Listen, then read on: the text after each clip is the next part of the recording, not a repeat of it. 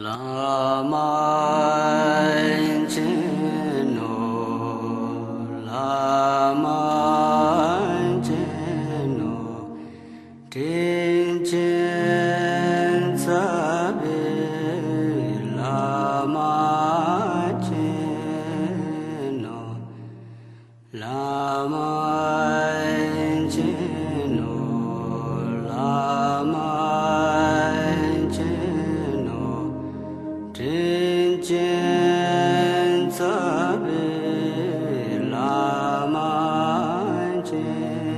दिन भन्ने त्यो दिन मात्रै पत्ता लगाउने मेहनत गर्न हामी प्रकृति पूजक होइनौं। सबभन्दा हामीले जान्नुपर्ने कुरा के हुन्छन् भनेदेखि उहाँहरूले कतिपय लेक्चरमा कति दिन म तयार थिएँ तर मलाई लेक्चर दिन लगाइएन। लेखिसकेको नाम पनि काटियो। यस्ता यस्ता छ। भगवान बुद्ध प्रकृतिको पूजक होइन। भगवान बुद्धले कहिले प्रकृतिको पूजा गर्नु भएन। उहाँ त कर्मवादी हुनुहुन्छ। उहाँ त कर्मको पूजा गर्नुहुन्छ। बुझ्ने भाषामा प्रकृतिको पूजा भगवान बुद्धले गर्नु भएन। र जति पनि हाम्रा अर्को पक्षका दाजुभाइहरूले के गरिरहेका छन् उहाँहरूले वर्षमा कुन दिन लामो कुन दिन छोटो हुने त्यो दोषात मात्रै पत्ता लगाउनु भएको छ। त्यो दिन वर्ष फर्किँदैन। त्यो दिन प्रकृतिको नयाँ वर्ष हो। हाम्रो बौद्धको नयाँ वर्ष होइन। त्यसरी हामीले बुझ्नुपर्छ। यदि हामी प्रकृति पूजक हौँ भनेदेखि हाम्रो धर्म प्रकृतिको पूजक हो भनेदेखि अनि त्यो हामीले मानेछौँ। किनकि त्यो उहाँहरूले फुट्याउनु भएको त्यो तिथि लामो र छोटो दिनको जुन साथ छ त्यसलाई उहाँले भन्नुभयो। कुन दिनदेखि दिन लम्बिएर जान्छ त्यो दिन नयाँ वर्ष होइन। त्यो नयाँ वर्ष होइन। नयाँ वर्ष हो पनि कसको? प्रकृतिको नयाँ वर्ष हो। हाम्रो धर्म प्रकृति होइन। हाम्रो धर्म बौद्ध धर्म हो। हाम्रो धर्म प्रकृति होइन। हाम्रो धर्म हिन्दू धर्म तरिकाको नयाँ वर्ष छ। जस्तै विक्रम सम्वत भन्छौँ हामी। के को उपलक्ष्यमा राख्यौँ त? त्यो विक्रम सम्वत पनि त्यही दिनमा सार्ने त, ईस्वी सम्वत पनि त्यही दिनमा सार्ने त। यो सरेर कहिले पनि सारिँदैन। राजा विक्रमादित्यले जंगली जातिको खुंखार जातिलाई चाहिँ तह लगाएर भारतवर्षमा शान्ति स्थापना गर्नुभएको काम सम्बन्धको सुरु भयो। के यो पनि होइन भनेर हेर्ने त अब मान्नेवाला कोही हुन्छ, कोही पनि हुँदैन। र यस्ता जबरजस्तीपनहरू लादिरहेका छन् आफ्नै दाजुभाइ। यस्तो नहोस्, हामी सबै एउटै सूत्रमा बाँध्यौं भनेर हामी आजभन्दा 11 वर्ष अगाडिदेखि पटक पटक सबैलाई अनुरोध गरिरहेका छौँ।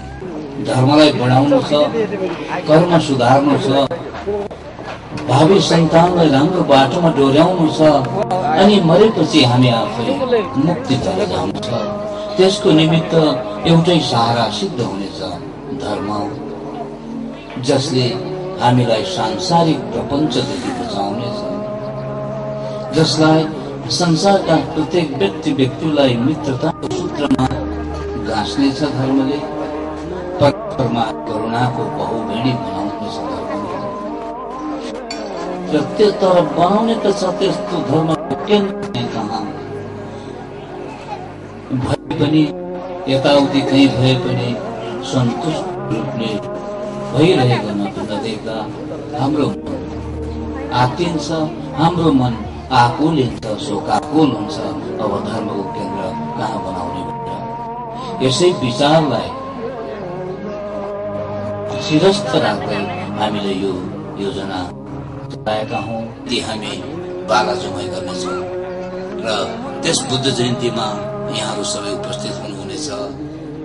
र त्यस बुद्ध जयन्तीमा उपस्थित हुनभन्दा अगाडि यहाँहरूले धर्मको खातामा पनि नाम लेखाउनु हुनेछ भन्ने हामी चिन्तनलाई आफ्नो घरमा, आफ्नो परिसरमा आफूले मनन गर्दै आफ्नो छिमेकी समेतसम्ममा पुर्याउनको निमित्त हार्दिक अनुरोध गर्दछु।